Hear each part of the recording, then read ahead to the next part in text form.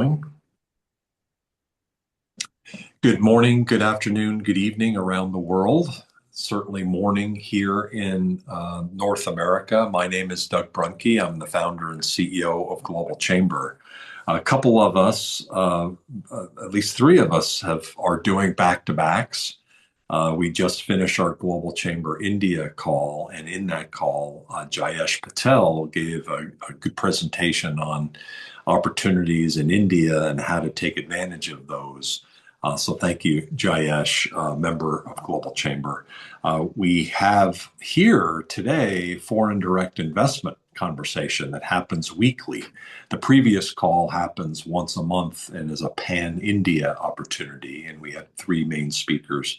Today we have one main speaker and one really magnificent region of North America. We call North America the mega region, Mexico, Canada, and the US.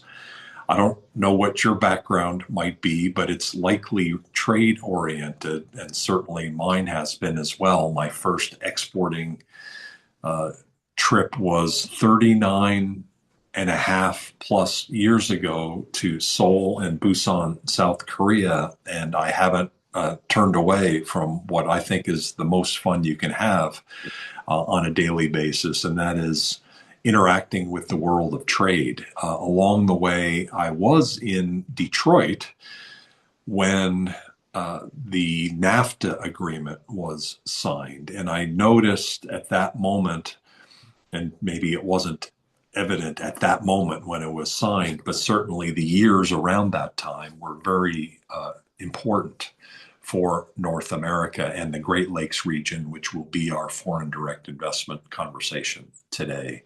What we saw in the next several years was a significant increase of trade between the three main countries of North America. I guess the only three countries of North America at this point.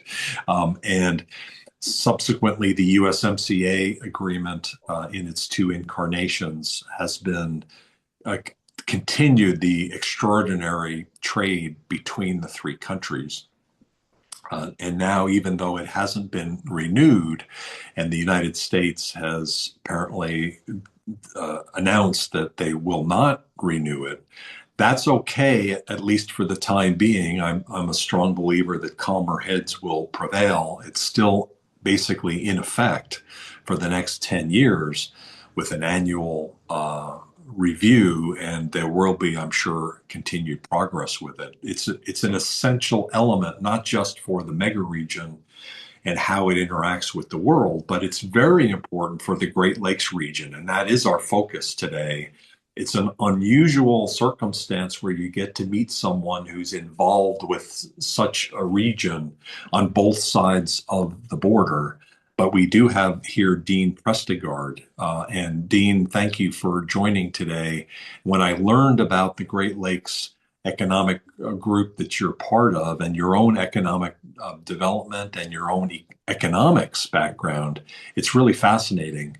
It's very much aligned with the kinds of things that Global Chamber does because we try to bring people together. And what I've read between the lines with what you're doing through your board chairmanship of that organization is to bring the economic development and business community in from both sides and through both the states and the provinces and the metro areas. And there's probably regional economic development groups. You're a young organization, and we look forward to learning more, not just about the vision, but some of the practical things that you're involved with. Could you let me know what mistakes I've made in the introduction of you and continue to elaborate on the group that you're part of? And we'd love to learn more. Yeah, thanks, Doug. Thanks for inviting me. I did share my screen here. I'm not sure if it's showing up correctly. Just let me know if It it's not. actually is. So it says we've got you and we've got the slide, the Great Lakes Economic Development Council, a brief introduction. And so we have the right organization, we have the right slides. It all looks great. All right. So how about I change that up so you just don't have to look at me so much, I guess. Hey, that looks great. We see the slides better, especially for older eyes. That's a There we go. blessing. You're based in Madison, Wisconsin, I understand. I am. I am in Madison, but I've lived throughout the Great Lakes region, at least on the US side, throughout my career. So I've lived in too many places to count. But most of those places have been within the Great Lakes region. And it's an interesting culture, and it's been interesting to work and grow and be educated in the Great Lakes region over the last 30 years. There's an awful lot of things that have changed. There's a lot going on, and just in case, if you don't mind, Teresa Mueller is in this call, and Teresa is on our Global Chamber Chicago Advisory Board. She's a real estate leader, not just in Chicago, but on a global scale. She's so connected and she's just so extraordinary. I'd be surprised if you two haven't met each other. Teresa, could you just say hi? And are you familiar with the Great Lakes Economic Development Council? You know everybody. Uh, and Uh, just give a brief introduction of yourself as well. yes, thank you for the accolades. I'll pay you later. Um, I have not been intimately involved with this particular group. Doesn't mean that I wouldn't mind some interest because typically the economic development that I go to is either for Naperville or City of Chicago, not necessarily all the states. But that said, yes, I'd love to hear more. I am a international commercial broker. So as the managing broker, I have brokers that work throughout the Midwest, particularly in Illinois. And then I work throughout the US as well as internationally because I have resorts, multifamily land, that sort of thing in multiple locations. But yeah, I'm looking forward to hearing this presentation. Thank you for including me. Well, that's great, Teresa. It's great to meet you and to meet everybody. I do have to say that the real estate is definitely a key part of my work. You'll see my logo on the bottom there as well, DMP Development Analytics. I'm not sure if you're familiar with CARW, Commercial Association of Realtors for Wisconsin. Tracy Johnson might be a mutual acquaintance of ours. I'm sure I will get to know them as I'm the incoming vice president for our commercial association in Illinois. Wonderful. Perfect. So I did want to, Doug, did you have any other introductions or should I jump into this? We're looking forward to learning more. Please jump in. All right. As Doug said, this is really a new organization, and we're having our second annual conference in Milwaukee here this fall in September. And I'll talk a little bit more about that. But the foundations of this go back decades. There used to be several discussions around economic development in the Great Lakes, especially when we had the downturn in manufacturing and especially in automotive manufacturing in the Great Lakes. And that moniker of calling it the Rust Belt came into play. I don't know if everyone's familiar with that, but it used to be called the manufacturing belt or in the industrial belt back in the World War II and timeframes like that, when a lot of the industrial might of the United States was located on the Great Lakes. As the economies changed and auto industries moved away, there's a lot of depression within a lot of the economies around the Great Lakes, from the urban cores to the industrial sectors within large cities, but also in the rural communities that held the supply chain for a lot of those industries. So it was really broad impacts. But what we've seen is a resiliency and a regrowth and rebirth of the Great Lakes region. And so what we've found is that a lot of the places around the Great Lakes do a great job of individually promoting their areas. Like Doug had mentioned, the regional economic development councils or commissions or corporations, they do a great job of promoting their place, attracting new industry and things like that. But we're still burdened with some of the conversations around the Rust Belt. But there are so many dynamic things happening, from biotechnology to quantum mechanics to uh, the fusion industry. It just announcement that just came out in Madison recently was the locating of a fusion technology firm here in Madison. And so I think what the Economic Development Council really is trying to do is bring together all the folks that actually make economic development happen, to talk about how can we grow the entire region and not just the individual areas. Certainly those individual areas will want to um, continue to attract industry, but we felt we needed to have a larger voice and a shared voice to talk about the things that are important to the Great Lakes region. As Doug had said, the Great Lakes Economic Development Council does cover 8 states in the US and 2 provinces within Canada. They all touch a Great Lake to one extent or another. Some are located, the Canadian provinces are located along the St. Lawrence Seaway, which connects the Great Lakes to the Atlantic Ocean. And so one of the resources, or one of the great things about the Great Lakes, is the connectivity around, whether it's maritime shipping or if it's by rail or by truck. Industries can survive and thrive within the Great Lakes region. So the idea behind the Great Lakes Economic Development Council was to bring together a diverse group of people that includes more than just the economic development practitioners, to talk about how do we build regional prosperity. And in this case, it's not North America, but it's that 8-state, 2-province region. And how do we maintain competitiveness or increase competitiveness and create jobs across the entire region? The idea is to have a unified voice in talking about the benefits of locating here, so that we can show investors and businesses that want to expand that this is a great place for investment. And then also to share best practices so we can learn from each other. I often talk about the fact that Buffalo, New York really isn't that different in a historical sense from Milwaukee, Wisconsin. Some of the shared experiences they had with industrial decline and this rebirth that they're both experiencing, they've gone through some of the same things. And so sharing those experiences, sharing what worked, what hasn't worked, we feel is beneficial to the entire region.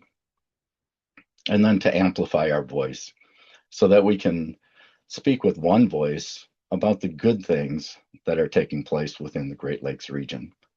That could be from an advocacy standpoint, or it could just be from a marketing standpoint and promoting the region. Now, you might ask, I did these slides a little too quick, I guess. I got a little extra carriage return there. But you might ask, what is it that Dean has to do with the Great Lakes, and why is he so intertwined with the Great Lakes Economic Development Council? So first off, I do have my own firm, DMP Development Analytics. We look at analyzing these issues that connect investments in infrastructure and economic development, and showing the economics behind what that infrastructure means to the overall economy. So that infrastructure that's being put in place can support new industry, expansion of industry. We want to show that what the benefits of that is to the city, to the business, and to the community. I'm really multidisciplinary in what I do. I want to partner with a whole bunch of professionals from different fields. I don't need to work with other economists. I need to work with engineering firms and with economic development practitioners and folks from the real estate community.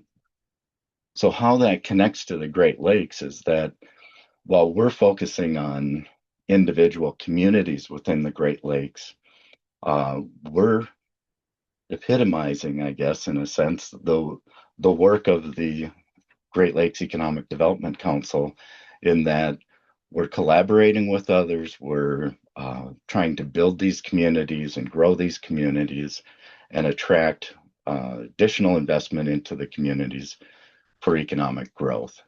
So having worked in the Great Lakes region for 30 years, it was just a natural fit for me to be part of the Great Lakes Economic Development Council.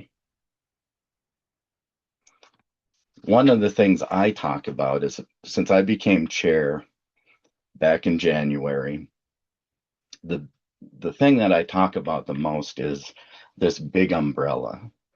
Many of you may be familiar with economic development organizations, and a lot of times, especially at the state level in the United States, those are really focused on the economic development practitioners that might work for a community, a regional economic development organization, or something like that.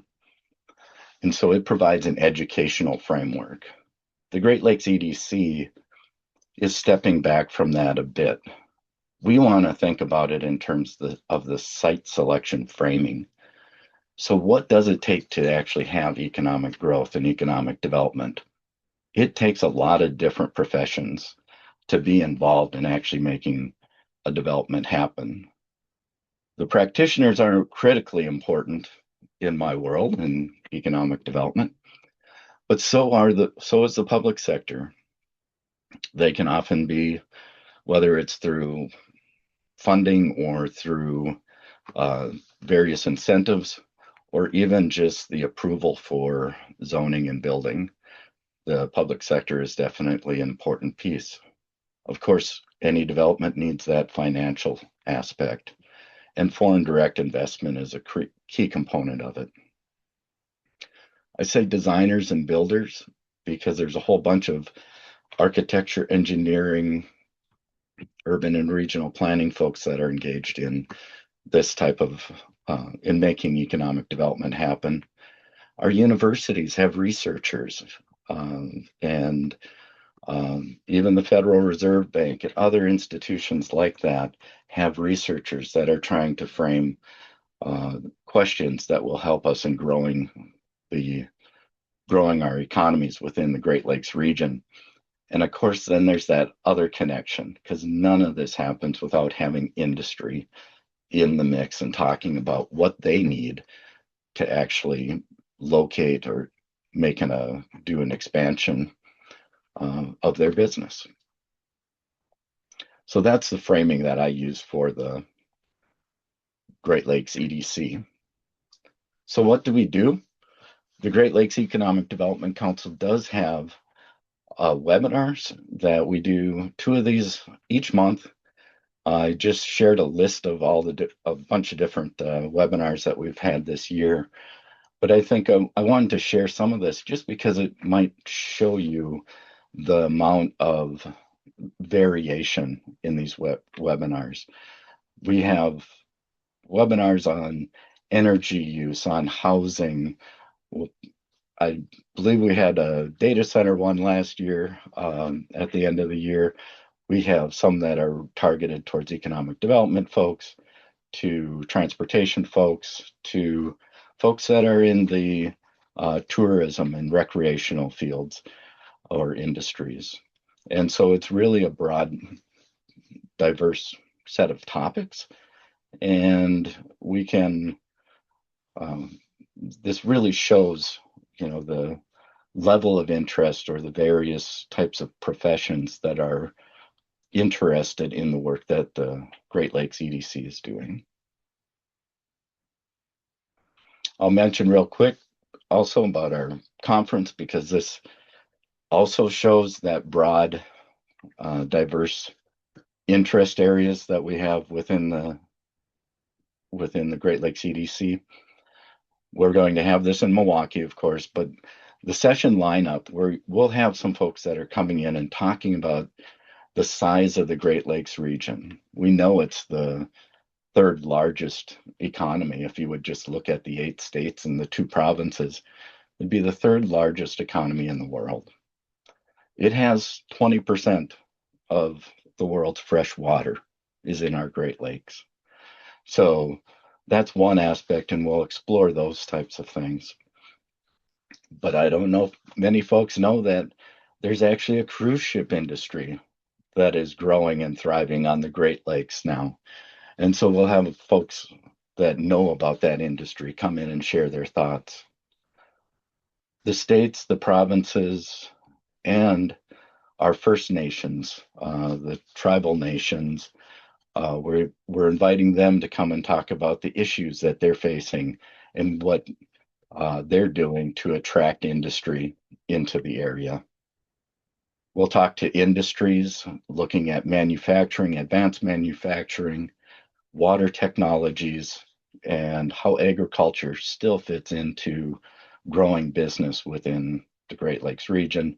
And of course, we'll be looking at things like using containers on the Great Lakes. We're now using several of the ports have now started containerized shipping on the Great Lakes. So it's just a mix of different types of things that we're looking to discuss during our conference. And on the right there, you can see some of the folks that are signed up as our sponsors. Research FDI is out of Montreal, has always been a great sponsor. Of course, economic development organizations like EDO Marketplace and Site Selection, and local economic development. So Wisconsin, state of Wisconsin's economic development entity is Wisconsin Economic Development Corporation, and they're a sponsor as well, along with several other businesses. And so it's bringing together, that's the whole idea of the Great Lakes EDC, is to bring together folks from all these different areas to talk about how do we best grow and expand the business growth within the Great Lakes region. So I didn't want to make this too long, and before we get to a point where we can actually have a conversation and find out what kind of questions you have, what are you interested in learning about as far as the Great Lakes region, the work I do, or that other members of the Great Lakes Economic Development Council are doing. So I'll stop there and just kind of open it up to see if there's any questions or comments. Sounds good. Teresa, anything strike you in terms of things that you might have learned from this presentation or questions that you have? Well, I had a couple. First, can we have these slides? Oh, sure. Okay. The other was some of the different sources of data.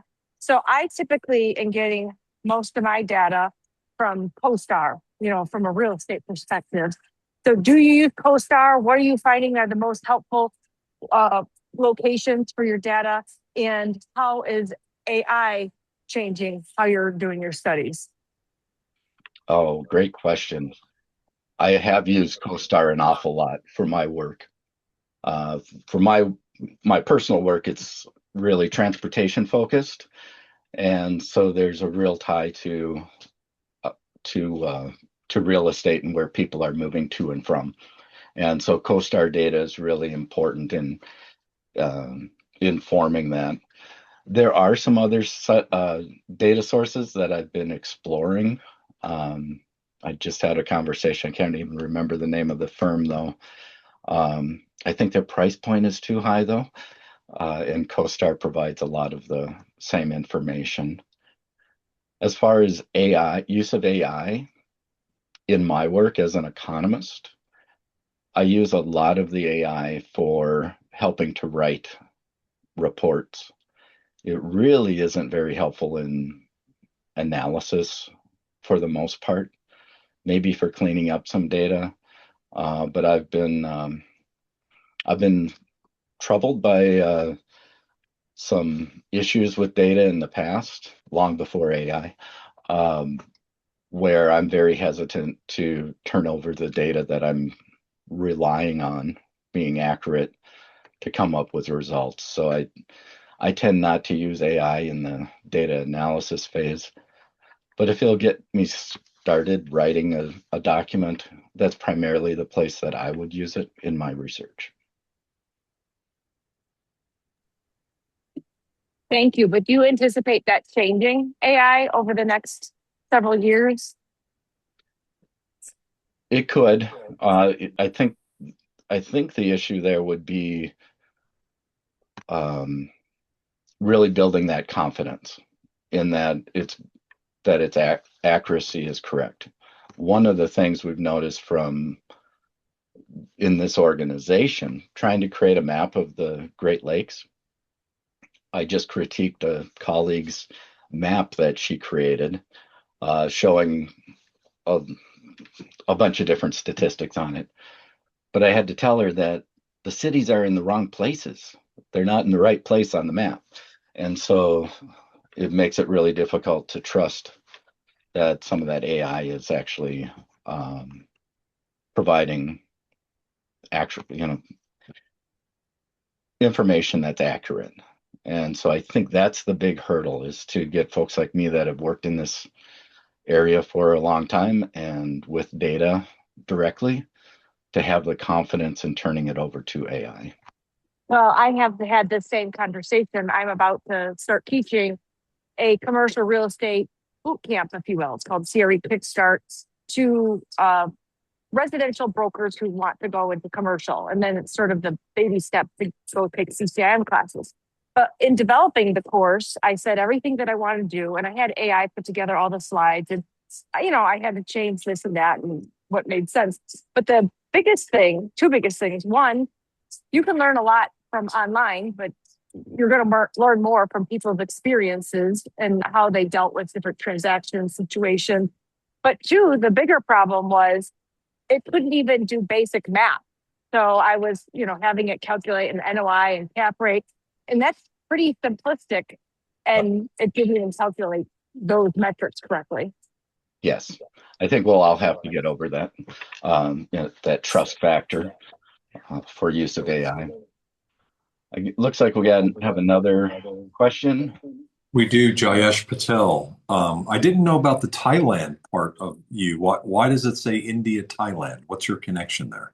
So I think that's a corridor that I have been working. So when you start working on a corridor, it's like you have good connections in India and good connections in Thailand. So that's a country where people only think that it's for tourism, but I feel they are very good when it comes to manufacturing and trade. Okay.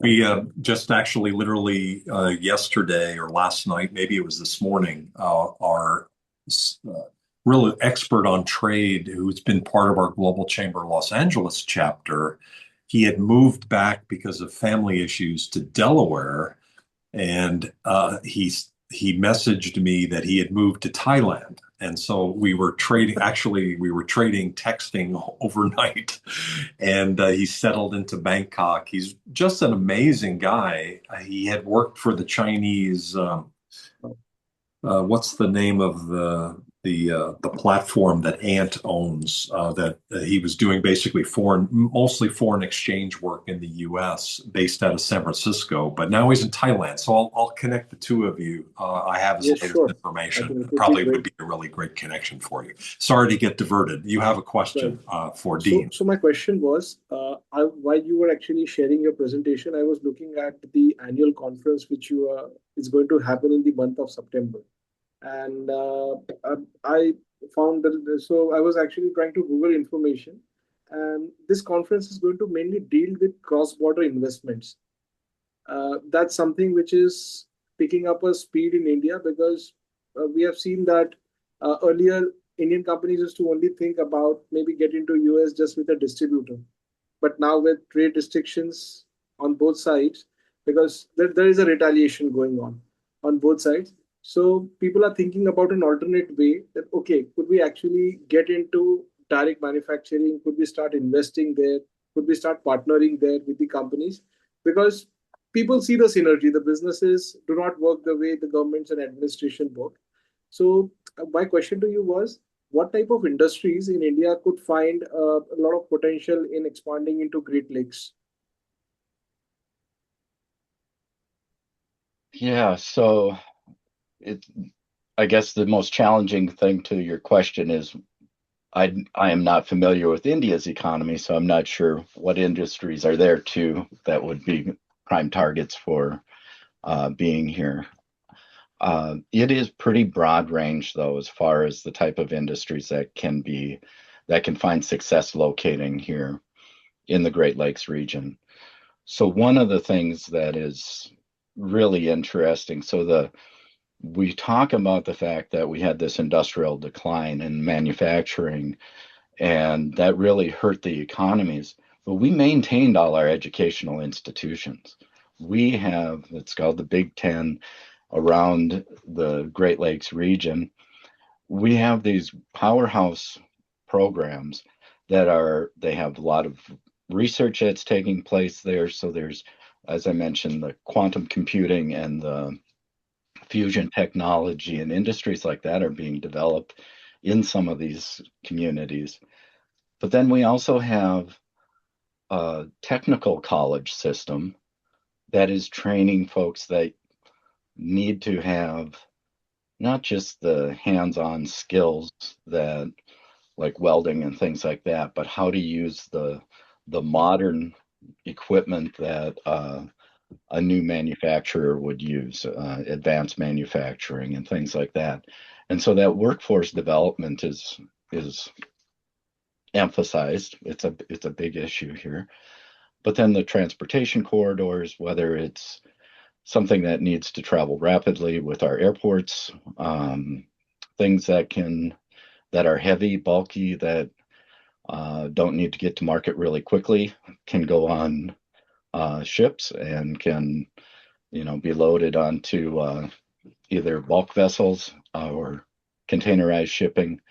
And of course, that's the other extreme. And of course, we're connected to the entire country, United States, and to Canada. I do want to mention, though, when you talk about trade, the between Canada and the United States, that's about $500 billion a year in trade, and most of the trade in goods happens within the Great Lakes region, vast majority of it. And so even though there are national pressures and a lot of pushback, firms have to work together. They've been doing it far longer than administrations. And so they're riding it out. They're finding ways to be um, profitable and stay competitive.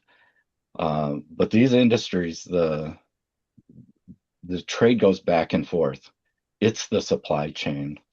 If you ever have an interest in really understanding that, take a look at Windsor, Canada, and Detroit, Michigan. All sorts of workforce goes back and forth. Nurses come from Canada to work in Detroit.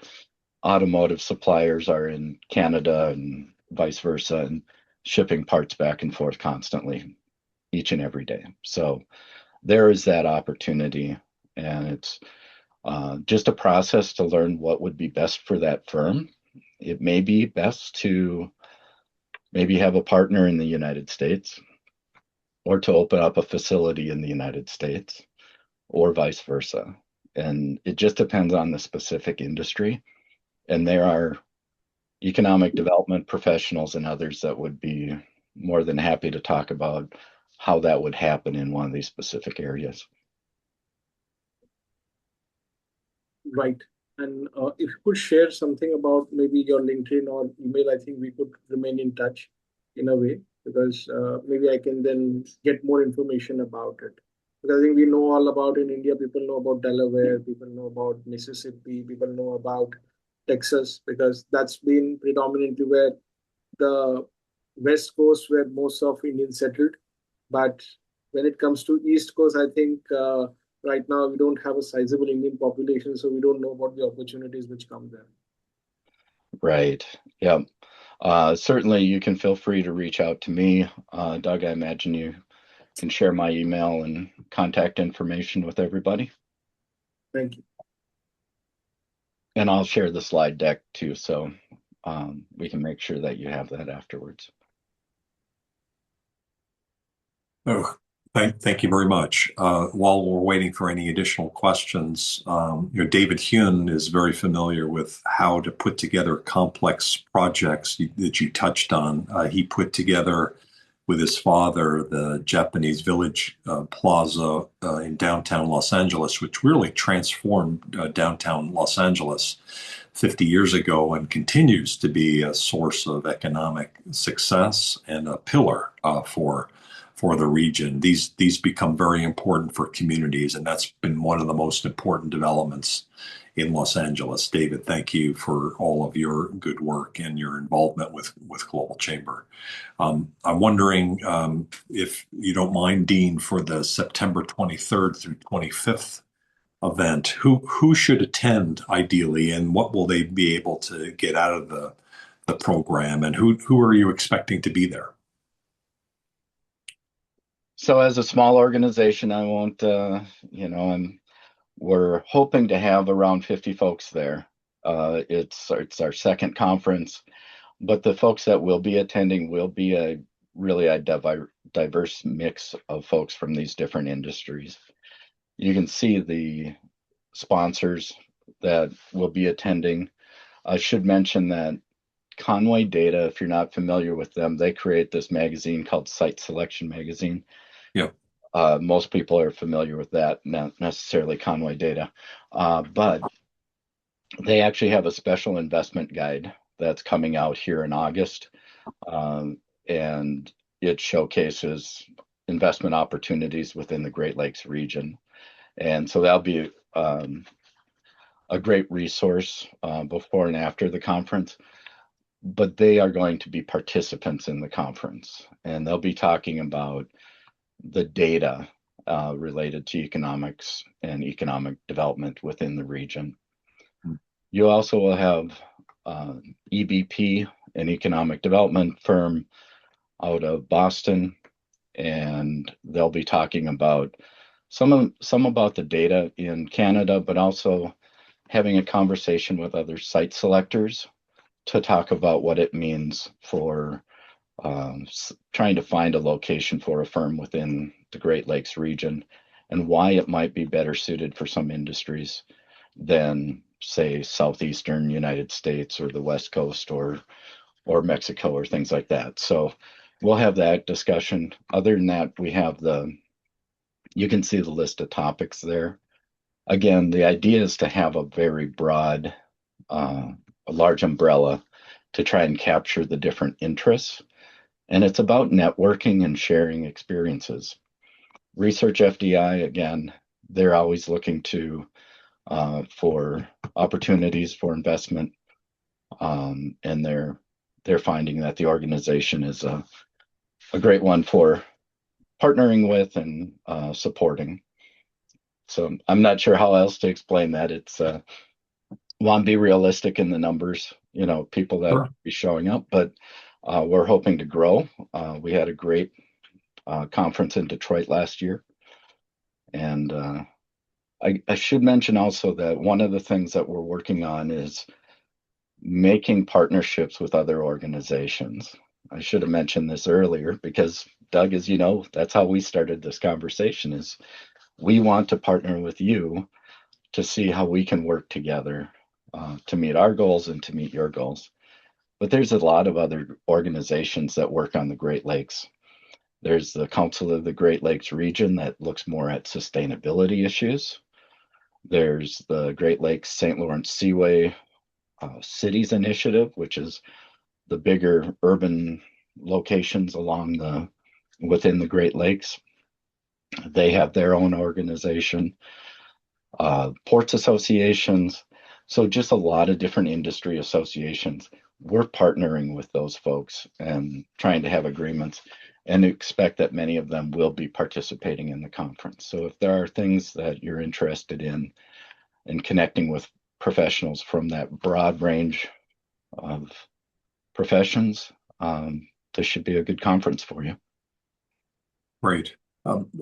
We will need to finish up in about 6 minutes because we have a next event, which is our monthly International Women's Connecting event, and we want to make sure we have enough space in between So in the remaining 5 or 6 minutes, one general question I'd like to ask you is related to this region and a comment you just made about why it might make sense for some companies to locate here. My own background is growing up in New York. I'm from around the city in Westchester County, and then I grew up upstate New York. Went to high school there. Just had my 50th anniversary, I think, as I mentioned, for the graduation. And it's a tough area, has been the last 10, 20 years to get economic development restarted. I subsequently moved to Detroit and spent time there, and I'm a big believer in Detroit. And it's been through hell and back, quite honestly. In I guess it was probably the mid 90s were a boom time, and then things got really bad. And now things are better. So I'd love to hear your perspective on, as you mentioned about, and Buffalo is another story, boom and bust. Is it semiconductor and technology that's driving kind of a rebirth right now? What, on a macro level, what are you seeing in this region, and where do you see the biggest opportunities for business growth? I think that's kind of hard for me to nail down on the entire region. I am in Wisconsin. I do focus a lot of my work in Wisconsin. Okay. I am familiar, and I'm also a regional economist, so I want to make that clear. So I look at metropolitan areas primarily, a labor shed as far as my analyses, because that is more of a typical economy that I can analyze. But across the region, there's a lot of different sectors that are popping up around the entire Great Lakes region. So I mentioned in Madison, they just did a ribbon or a announcement for a fusion technology firm that's going to be located on an old industrial site. So it's a redevelopment of an industrial site with modern, fusion technology would be a game changer, of course, for energy. But then there's in the like Gary, Indiana to Detroit region, there's an awful lot of interest in hydrogen development. And so that whole hydrogen technology issue. So it depends on what your industry is and where you might want to situate yourself. Things like semiconductor industries, they're looking for a place that meets their needs, a specific site. So you'll see that semiconductors in Ohio and New York, or battery manufacturers outside of Indianapolis and Lansing, Michigan, and places like that. But when it comes to different types of industries, there are some places where they might be more successful than in others, or more competitive than in others. And so places like Milwaukee would be best suited for a certain type of industry, Madison for others. I should mention too, if you look at Wisconsin and just think about the population growth, overall the city or the state is declining in population. The only thing that's maintaining its population growth are the urban cores, the urban centers. So Madison and Milwaukee are growing and thriving, while rural communities still are quite depressed in several different ways. And so we need to find ways to get that economic development to spread out into some more of those rural areas. That's one of the issues that we're trying to tackle.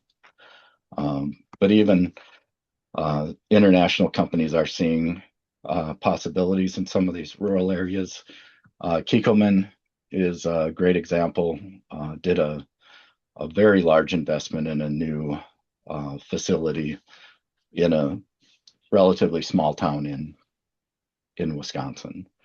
And so there's the opportunity. They saw that as a great opportunity for their business where they could be competitive, and found a great home in Jefferson. So it just depends on the industry, and there's a lot of expertise here that are involved with the Great Lakes EDC, I'd be happy to talk about what might best fit your specific industry. What a brilliant quilt work of amazing knowledge and technology around the Great Lakes when you think about it. And thank you for bringing that up, because you've got in Wisconsin some of the best specialty exporters in the United States in terms of what they're doing. And E.M. Wasilek, who's a member of Global Chamber, and our own work with the WEDC is just so significant in terms of some of the really specialty cool export products, not just cheese, but other things. And then going all the way around the lake, the automotive industry and a variety of different technologies, including semiconductor and data centers, et cetera. So thank you for bringing that up. We'll need to wrap up. And so thanks everybody for being here. I wonder, Dean, if you could make make a closing statement. What would you like to leave us with? And then we'll close the room. Yeah, thanks, Doug. I really appreciate the time and everyone's attention. I think the Great Lakes EDC as a young organization is ready to grow and evolve. And so becoming part of the organization now, you can actually imprint that change and that evolution of the organization. We want to have a big umbrella for a reason. We feel that we need to have all the different voices involved and to be effective. And I think that's the biggest thing. So if you'd be interested in learning more, I'd be happy to talk to you about that. If you'd be interested in my work, of course, with my economic research, please feel free to reach out to me directly as well. Thank you very much. We'll look forward to working with you. It's great to discover you and understand more about what your vision is, and we'll do whatever we can to help with the September event and getting the word out on that, and find other ways to collaborate with you. Fabulous. Thank you. Thanks everybody for joining today. Our next conversation is actually, I don't see it in the chat area, but I'm going to pop it in the global. I spelled Global Chamber wrong, so that's not so good. But in the chat area there is a link to the next meeting, which a couple of you are qualified. It's the International Women Connecting event, and each month we have someone, one of our members, lead this conversation. There's always extraordinary women in the room, and I don't attend. It's really mainly for women, and only women generally attend. Most of Global Chamber's conversations are gender balanced. And in fact, our 10th annual Women in Global Leadership event, which is one of our signature events, we're only 11 years old, and for 10 years we've done the Women in Global Leadership event in Phoenix, and we've now got that going all around the world. We did one in Chicago, so that's the closest one to this region. We have one coming up in Detroit that we're planning as well. And we always have one man on the panel, and that's, I think, an important point to end us with, because growing internationally is tough. It's not simple. Even if you're doing a nail salon with customers only in a very small area, that's tough to do. Well, think about growing a business across a city, across multiple cities, across states, across borders. You've got cultural issues and compliance issues, and all clients' perception of what your product is. The layer of complexity continues to increase when you're doing international, and so you need help. In a big corporation where I've worked at the DuPont company, you had a lot of resources and we still screwed things up. When you're in a smaller, medium-sized business, it's hard to not make mistakes. And the goal is not to make any critical mistakes, and certainly to recognize that there's a team of people, certainly within Global Chamber, that are available to help and support. And that's why we exist, to help and support. So connect you with experts like Dean is something that members need to do. And we can't connect with everyone, but now you've got another connection point, another region to consider. Thanks everybody for joining today. And we'll talk to you again soon. Take care, all. Thanks, Dean. Take care. Appreciate you.